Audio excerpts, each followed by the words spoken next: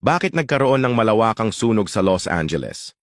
Bago pa man maganap ang sunog na ito, ay naganap muna ang isang Golden Globe Award noong January 6 sa Los Angeles din, at ito ang mga sinabi ng host doon.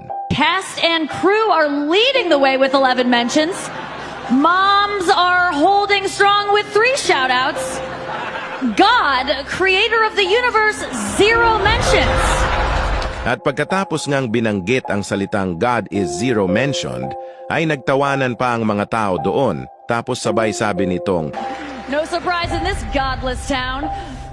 at pagkatapos nga lang ng ilang mga araw, ay naganap na ang malawakang sunog sa bayan ng Los Angeles na kung saan ay patuloy itong lumalaki at lumalawak ang apoy kahit na pilit pa nila itong inaapula, kung saan ay aabot na sa 200,000 na pamilya na ang naapektuhan.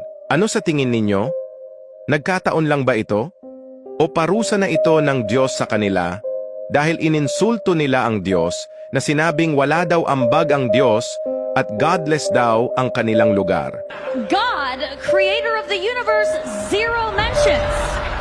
And Tandaan mo ito, huwag hahamunin ang Diyos dahil baka magsisi ka kung ipaparanas niya ang pighati sa iyo.